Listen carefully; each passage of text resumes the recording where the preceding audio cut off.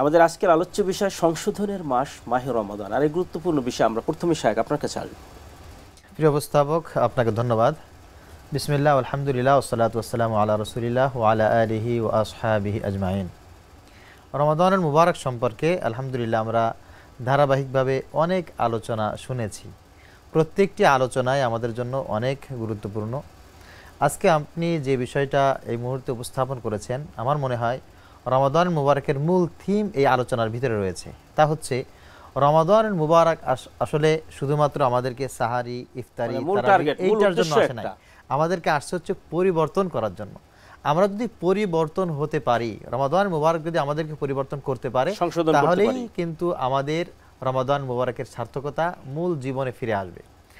আমি এই বিষয়টি যদি আলোচনায় নিয়ে আসি, তাহলে আমি দুটি দিক আমাদের সামনে উপস্থাপন করতে পারি। প্রথম দিক হচ্ছে যে আমাদের সমাজ সামাজিকতায় দৈনন্দিন জীবনে একটা পরিবর্তন, আর একটা হচ্ছে আমাদের আভ্যন্তরীণ কিছু পরিবর্তন। তো রমাদান মুবারক আমাদের আভ্যন্তরীণ পরিবর্তনটা বেশি আনে, কারণ আল্লাহ পাক রব্বুল আলামিন আমাদেরকে লাআল্লাকুম তাত্তাকুন এটা হাসিলের জন্য রমাদান মুবারক দিয়েছেন, এটা বলেছেন। তো তাকওয়া তো নবীজি সাল্লাল্লাহু আলাইহি ওয়াসাল্লাম ইশারা করে বলেছেন, আত্তাকওয়া হাহুনা, আত্তাকওয়া হাহুনা, আত্তাকওয়া হাহুনা। তার মানে তাকওয়া তো আসলে দেখা যায় না, এটা কাউকে ব্যক্তও করা যায় না, এটা উপলব্ধির বিষয়। আমার দিলের ভিতরে আল্লাহ পাক রব্বুল আলামিনের ভয়, এই ভয়টা জাগ্রত হবে, এই ভয়টা বিবেচিত হয়ে প্রতিষ্ঠিত হবে আমার ভিতরে। অবশ্যই আল্লাহর হুকুমটা পরিপূর্ণভাবে আমি রিসিভ করব এবং নিষেধটা পরিপূর্ণভাবে ছেড়ে দেব। অবশ্যই পরিপূর্ণভাবে ছেড়ে দেব। তো এই বিষয়টা হচ্ছে ভিতরগত বিষয়টা যদি আমার পরিবর্তন হয়ে যায়, আল্লাহ পাক রব্বুল আলামিনের নূরে যদি নূরান্বিত হয়ে যায়, তাহলে হচ্ছে সিয়াম আমাকে পরিবর্তন করতে পারবে। এখন এই বিষয়টা যদি আমার পরিপূর্ণভাবে আনতে হয়, তাহলে আমার ভিতরে কিছু সমস্যা আছে, এই সমস্যাগুলো দূর করতে হবে। নবীজি সাল্লাল্লাহু আলাইহি ওয়াসাল্লাম, আমি আপনাকে একটা উদাহরণ হিসেবে পেশ করতে চাই। অর্থাৎ আমরা যে দা বলি বা কাঁচি বলি, যেটা বলি, এটাকে যদি আমরা নিয়মিত ব্যবহার করি, তাহলে সে পরিচ্ছন্ন থাকে, এবং যদি সেটাকে ব্যবহার না করে ফেলে দিই, সে কিন্তু জং ধরে যায়। তা মোমেনও আল্লাহ রাব্বুল আলামিন মোমেনের মধ্যে যে কলব দান করেছেন, কলবটা যদি আল্লাহ পাকের সে জিকির এবং আল্লাহ পাকের বিধানের উপরে থাকে, তখন কিন্তু এটা পরিচ্ছন্ন থাকে এবং আল্লাহ পাকের যে কোনো বিধান সে পরিপূর্ণভাবে রিসিভ করে। এবং যদি সে ভুলে যায় আল্লাহ পাককে, তখন কিন্তু এগুলো আস্তে আস্তে জং ধরে আল্লাহ পাকের হুকুম আহকাম থেকে সে গাফেল হয়ে যায় এবং সে পরিপূর্ণভাবে বিমুখ হয়ে যায়। তখন আল্লাহ পাকের কোনো বিধান তার মধ্যে আর ভালো লাগে না। ঠিকই বলেছেন আপনি। হাদিসের ভিতরে নবীজি সাল্লাল্লাহু আলাইহি ওয়াসাল্লাম যিকির সম্পর্কে বলতে গিয়ে এটা বলেছেন, মাসালুল্লাযী ইয়াযকুরু রাব্বাহু ওয়াল্লাযী লা ইয়াযকুরু রাব্বাহু কামাসালিল হাইয়্যি ওয়াল মাইয়িত। যে আল্লাহ পাক রব্বুল আলামিনের জিকির দ্বারা যে দিলকে সুসজ্জিত করে ওই ব্যক্তি, আর যে আল্লাহর জিকির দ্বারা দিলকে সুসজ্জিত করে না, এই দুই ব্যক্তির ভিতরে পার্থক্য হচ্ছে কামাসালিল হাইয়্যি ওয়াল মাইয়িত, একজন জীবিত মানুষ আর একজন মৃত মানুষ।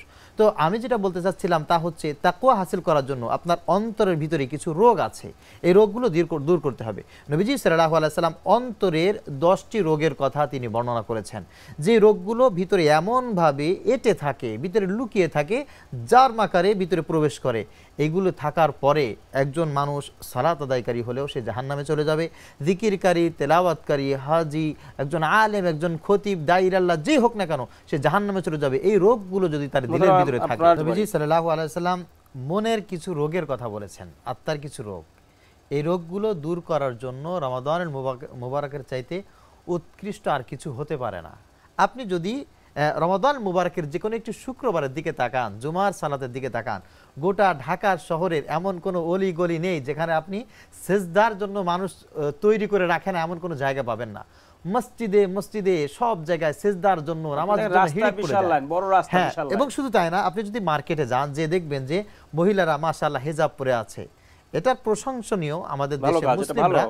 এবং বাজারে যদি আপনি যান, দেখবেন পুরুষেরা নামাজের জন্য খুব ব্যস্ত হয়ে যায়। তো সামাজিক দিক দিয়ে যে একটা পরিবর্তন, এই পরিবর্তনটা আনছে কিন্তু রমাদান। টেলিভিশন বা অন্যান্য মিডিয়ায় যদি আপনি একটু চোখ বুলান, তাহলে দেখবেন যে আমূল একটা পরিবর্তন ঘটে গেছে। সব জায়গায় রমাদান মুবারকের একটা ছোঁয়া। তো রমাদান মুবারকের এই ছোঁয়া ব্যবসায় আছে, বাণিজ্যে আছে, পত্র পত্রিকায়, মিডিয়ায়, সব জায়গায় আছে।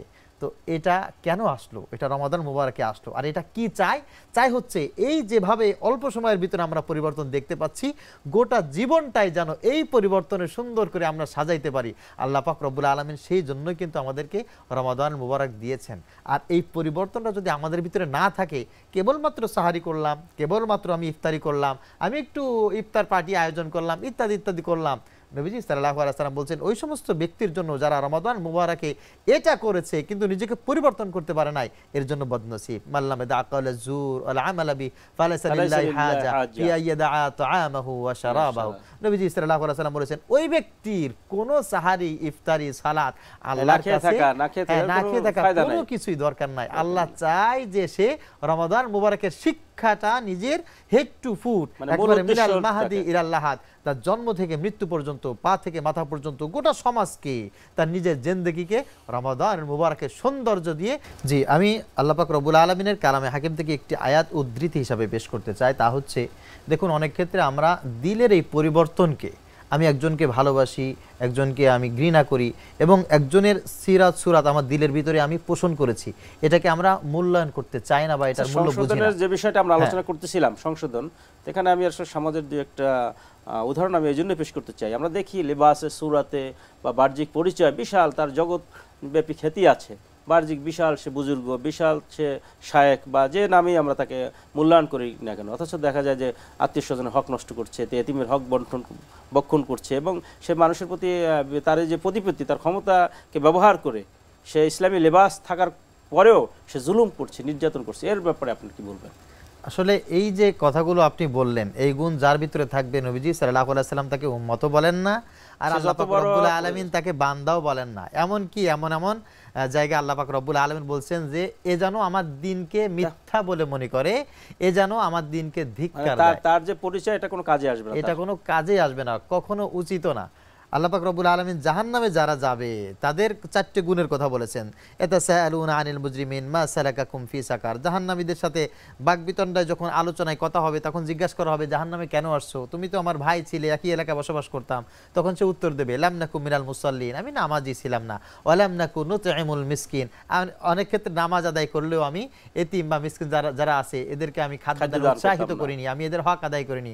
ওয়ালাম নাকু নুতইমুল মিসকিন ওয়া কুননা নাখুদু মাআল খাইদিন, যারা সমাজে বিশৃঙ্খলাকারী ছিল, খাজা যারা ছিল, আমি তাদের অন্তর্ভুক্ত হয়ে গিয়েছিলাম।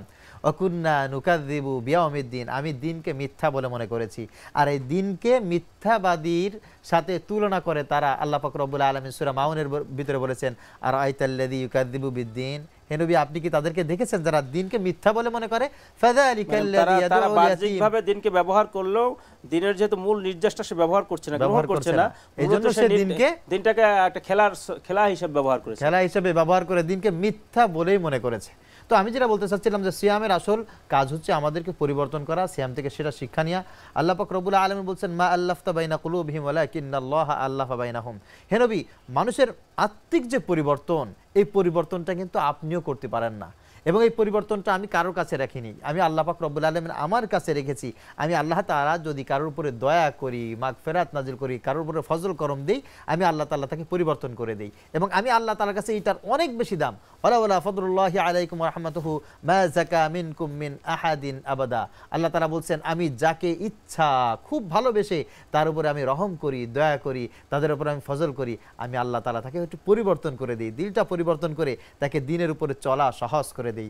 এক কথা, রমাদান মুবারকের শিক্ষা ওই ব্যক্তির ভিতরে পরিপূর্ণভাবে তখন আসবে যখন আল্লাহ পাক রব্বুল আলামিন তার উপরে রহমত, মাগফিরাত, নাজাতের পরিপূর্ণ ছায়া তার উপরে বেষ্টনী করবে। চমৎকার করে বলছিলেন।